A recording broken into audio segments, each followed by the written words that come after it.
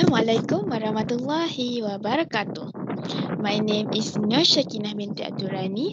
My matric number is 060084. For the last presentation is war crimes. Okay, this is the content that I will present in this presentation. Okay, the firstly is introduction. The Geneva Conventions of 1864 and later Geneva Conventions are concerned with the protection of those who are not or are no longer involved in hostilities. War crime lists can be found in international humanitarian law, international criminal law treaties, and international customary law. In international law, there is no one text that codifies all war crimes.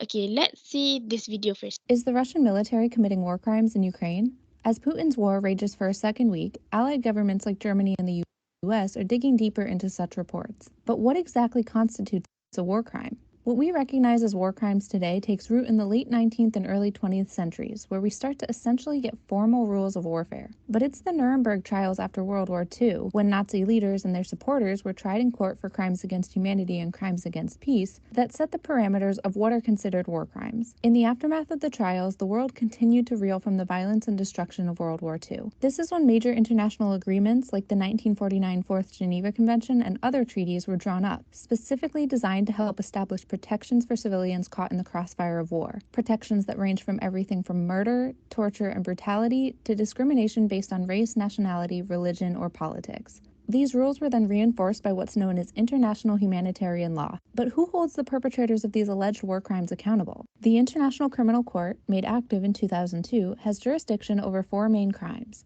genocide, crimes against humanity, crimes of aggression, and war crimes, and largely follows what was established in the Geneva Conventions. It defines war crimes as grave breaches of the Geneva Conventions, which include, but aren't limited to, willful killing, torture, extensive destruction of property that is not a military objective, and taking hostages. Intentionally killing civilians is also prohibited under the Fourth Geneva Convention.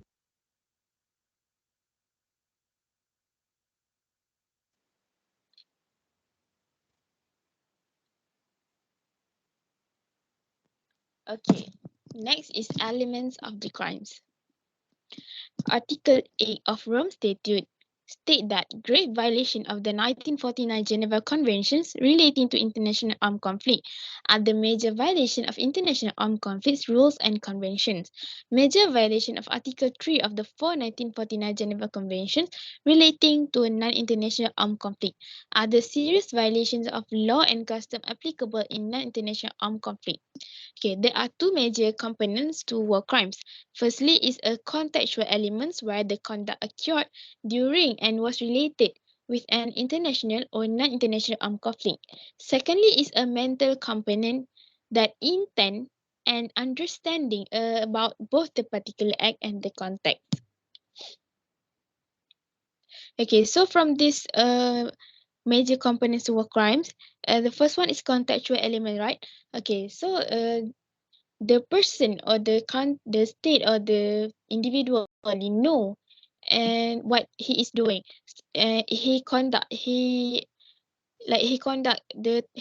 team, his military to attack other state like that. Okay, so for the mental component, like I said before, he know that what he will done is something wrong. It will be a war crime, but he's still doing it, something like that.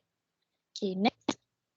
War crimes, unlike genocide and crimes against humanity, can be perpetrated against a wide range of victims, either combatants or non-combatants, depending on the nature of crime. Victims of international armed conflicts, including injured and sick personnel of armed forces on the ground and at sea, prisoners of war, and civilians.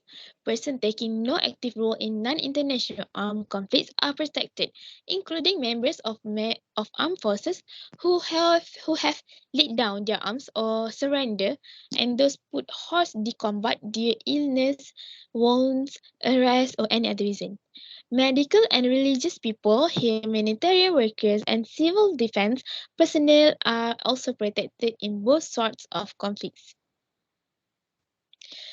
Violation of the law or custom of war, including atrocities or offense against person or property constituting violation of the laws or custom of war, murder, ill treatment, or deportation of to slave labor or for any other purpose of the civilian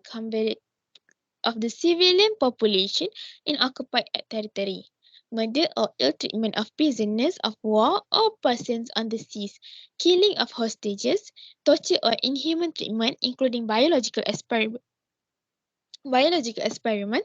breaches of the Geneva Conventions, plunder of public or private property, wanton destruction of cities, towns, or villages, devastation not justified by military necessity, and lastly, destruction of property that is of particular cultural significance.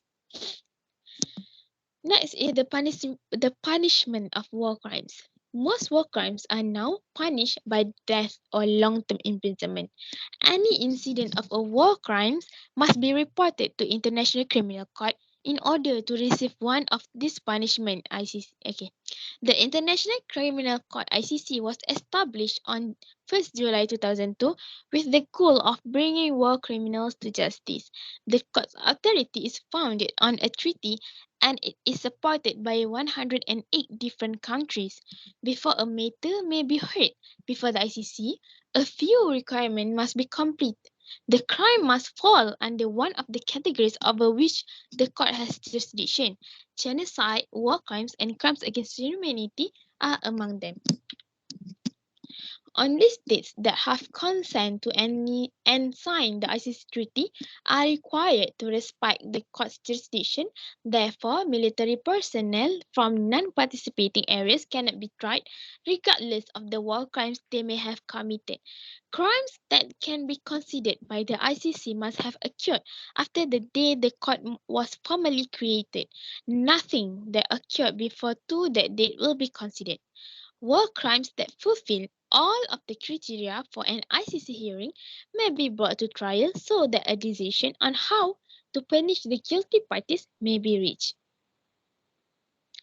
Next is what are the process to seek justice? Okay, there are four general approaches to investigation and determining war crimes, each of course with limitation. First of all is the International Criminal Court.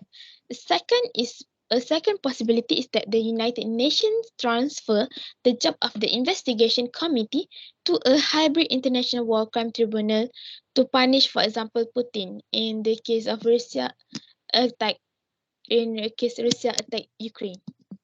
Okay, a third option will be for a collection of interested or concerned powers such as NATO, the European Union, and the United States to establish a tribunal or court to trial Putin. One example is the military courts held in Nuremberg after World War II against Nazi leaders. Finally, several countries have their own rules governing war crimes prosecution. For example, Germany is already looking into Putin. The United States does not have such a legislation, but the Justice Department has a special unit that focuses on actions such as international genocide, torture, child army requiring, and female genital mutilation. Is there are any leaders that had been punished for war crimes? Yes, there are. Senior leaders have been prosecuted for their acts in nations such as Bosnia, Cambodia, and Rwanda, ranging from post-World War II courts in Nuremberg and Tokyo to more contemporary and Hague tribunals. Former Yugoslav leader Slobodan Milosevic was charged by a United Nations tribunal in The Hague with fomenting deadly wars as Yugoslavia fell apart in the early 1990s. He died in his cell before the court could render its decision. His Bosnian Serb ally Radovan Karadzic, as well as Bosnian Serb military chief general Ratko Mladic, were both convicted and are currently serving life terms. Tyler of Liberia was condemned to 50 years in prison after being convicted of financing crimes in neighboring Sierra Leone. Hissène Habre, the late dictator of Chad, was the first former head of state to be convicted of crime against humanity by an African court. He was condemned to life in prison. Okay, in conclusion, war crime has been committed by the countries in war ever since before World War II. People commit war crimes when they feel like they will lose, as war crimes can paralyze a country by hurting and destroy the citizen. War crimes is prohibited as it will violate the human rights. Nowadays, there are laws about the prohibition of war crimes. Those who commit this crime will be punished severely. Okay, before I end this presentation, let's see this video first. I'm a woolly mammoth. I'm a woolly mammoth. I'm a woolly mammoth.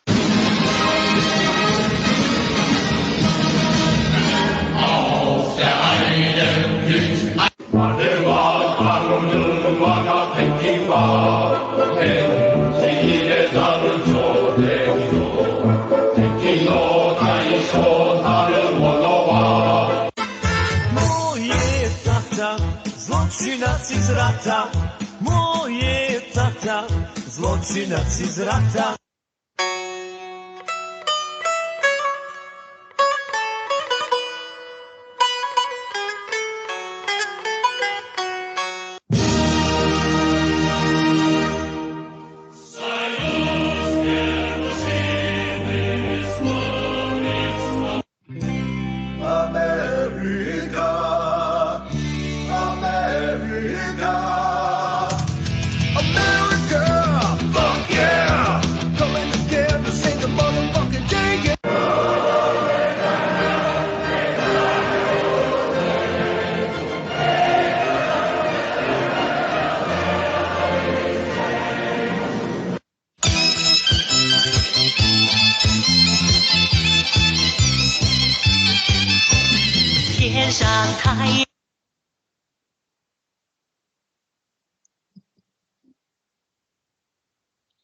That's all for me. Thank you for listening. Goodbye.